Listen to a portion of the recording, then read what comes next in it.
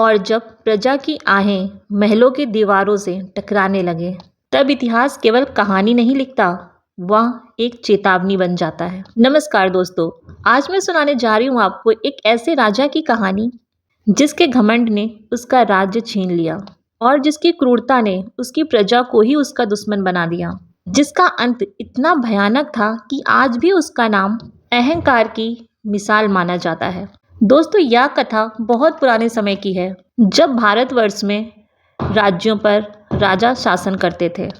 उस युग में राजा को देवता के समान माना जाता था, परंतु कुछ राजा ऐसे भी होते थे जिनके भीतर का अहंकार उन्हें राक्षस बना देता था। दोस्तों, ये कहानी एक ऐसे ही राजा की है जिसका घमंड, उसकी शक्ति, उसकी प्रजा सबसे बड़ा हो गया, जिसने अपनी ही प्रजा को दुखों के सागर में डुबो दिया।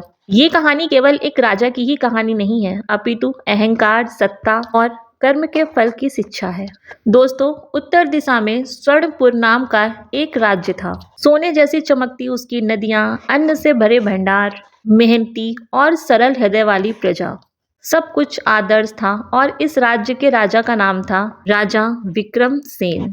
युवावस्था में वो पराक्रमी, दयालु और साहसी तथा न्यायप्रिय माना जाता था। युद्ध में उसकी तलवार बिजली की तरह चलती थी और सभा में उसकी बातों को धर्म की तरह माना जाता था। राजा विक्रमसेन के पिता राजा धर्मसेन ने उन्हें सिखाया था, राजा वही महान होता है जो प्रजा को अपनी संतान समझे। परंतु समय के साथ यह पिता का उपदेश उसके मन में धुंधला पड़ता गया। लगातार विजय और पड़ोसी राज्यों की पराजय तथा सैनिकों की चापलूसी ने राजा के मन में अहंकार भर दिया। अब वह स्वयं को देवताओं से कम नहीं समझता था, उसे खुद पे घमंड होने लगा। दरबार में मंत्रियों की सलाह उसे नागवार गुजरती थी। ही नहीं, जो भी उसका विरोध करता था वह या तो उसे नगर से निकाल देता था या फिर कारागार में डलवा देता था। इतना ही नहीं, राजा ने नए नए कर लगाने शुरू कर दिए, जैसे भूमि का 2 गुना, व्यापार का 3 गुना, जल और अनाज पर भी कर लगा दिया। प्रजा परेशान थी, परंतु राजा के कानों में सिर्फ दरबारियों की झूठी प्रशंसा ही पहुंचती रही। राज्य में भूख फैलने लगी, किसान खेती करने से डरने लगे, क्योंकि कर वसूलने वाले सैनिक खेतों में ही खड़े रहते थे। माताएं भी बच्चों को आधा पेट भोजन देती और बुजुर्ग व्यक्ति चुपचाप बैठकर आसमान की ओर देखकर आंसू बहाते। एक दिन एक बूढ़ा किसान दरबार में पहुंचा और कांपती हुई आवाज से बोला, महाराज, कर कम कर दीजिए, क्योंकि हमारे बच्चे भूख से मर रहे हैं। उसकी बात सुनकर राजा विक्रमसेन हंसा और बोला, भूख और मेरे राज्य में? ये तो असंभव है। सैनिकों, इसे उठाकर बाहर फेंक दो।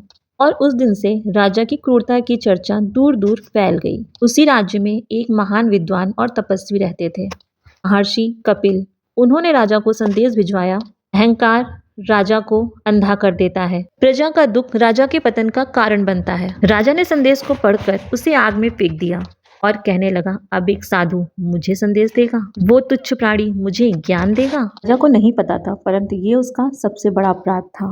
कहते हैं, जब अहंकार बढ़ जाता है तो विनाश स्वयं ही आ जाता है। कुछ ही महीनों बाद वर्षा रुक गई, नदियां सूखने लगी और आकाश में अकाल के बादल मंडराने लगे।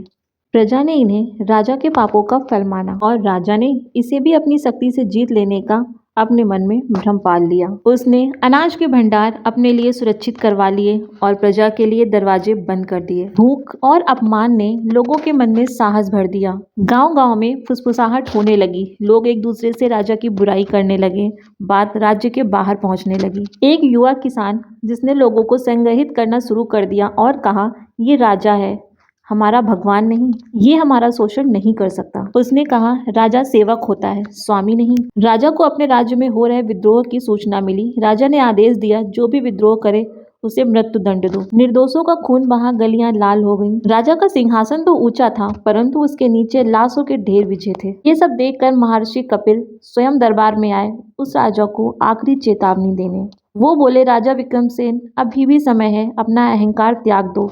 राजा ने बिना कुछ सोचे समझे उन्हें भी अपमानित किया। तब महर्षि ने कहा, जिसने अपनी प्रजा को रुलाया है वो राजा भी रोएगा, और ये मेरा श्राप नहीं है, बल्कि ये तुम्हारे कर्मों का फल होगा। रात राजा ने सपने में देखा कि वो अपने सिंहासन पर बैठा है, उसके चारों ओर अंधेरा ही अंधेरा है और आसपास उसे कोई भी नजर नहीं आ रहा। उसके चारों ओर प्रजा की चीखें गूंज रही थी। वो जागा तो उसका शरीर कांप रहा था। उसके अगले ही दिन पड़ोसी राज्य ने उसके राज्य पर आक्रमण कर दिया उसकी सेना जो बहुत दिनों से प्रजा को सता रही थी, अब निष्ठाहीन हो चुकी थी। इस युद्ध में राजा बहुत बुरी तरह से पराजित हुआ और वह साधारण कपड़ों में जंगल में भटकने लगा।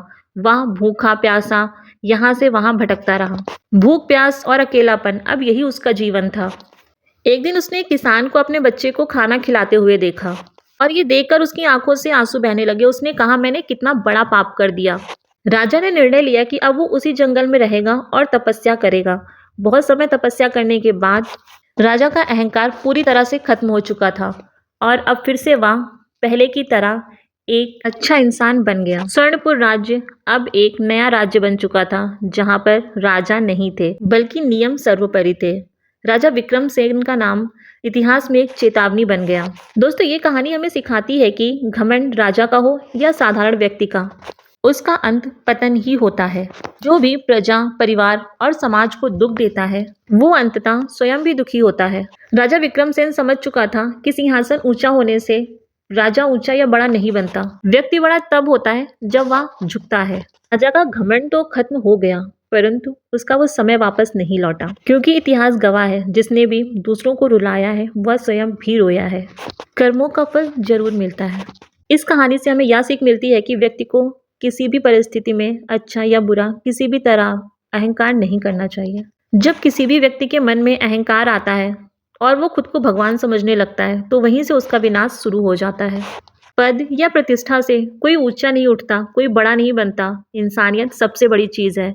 आपके अंदर एक अच्छा दिल होना चाहिए जो दूसरों की दुख तकलीफ को समझ सके। दोस्तों, ये कहानी किसी राजा की नहीं बल्कि हम सब की है। जाने अनजाने में हम भी लोगों का दिल दुखा ही देते हैं, कभी घर में, कभी रिश्तों में, तो कभी पद और पैसों के घमंड में। दोस्तों, कहते हैं कर्म कभी तुरंत फल नहीं देता, परंतु सही समय आने पर उसका फल जरूर मिलता है। कर्म अच्छे हो तो फल अच्छा होगा, कर्म बुरे हो तो उसका फल भी उसके अनुसार होगा। घमंड की नींव पर बना कोई भी मकान ज्यादा दिन नहीं टिकता। जैसे राजा विक्रमसेन का राज्य खत्म हो गया, उसका अहंकार खत्म हो गया, परंतु फिर भी उसकी परिस्थितियां अब नहीं बदलेंगी। दोस्तों, इतिहास गवाह है कि इतिहास में नाम उसी का लिया जाता है जिसने दिल पे राज किया हो, ना कि लोगों की लाशों पर। अगर सत्ता, पैसा और पद हमें इंसान से राक्षस बना दे तो किस काम का। ऐसे पद पैसे से अच्छा है हम हमारे पास ना हो। कम से कम हम दूसरों को सम्मान तो दे पाएंगे, उन्हें इज्जत तो दे पाएंगे। दोस्तों, अगर राजा ने समय रहते ही समझ लिया होता और उससे सीख ली होती तो आज उसका ये अंजाम नहीं होता। इस कहानी के बारे में अपनी राय कमेंट में लिखें, वीडियो को लाइक करें, शेयर करें और हाँ, अगर आपने हमारे चैनल को अभी तक सब्सक्राइब नहीं किया है तो I request you please subscribe कर लें और बेल आइकन को प्रेस करना ना भूलें। मिलेंगे अपने नेक्स्ट वीडियो में एक नई जानकारी के साथ। Thank you so much for watching.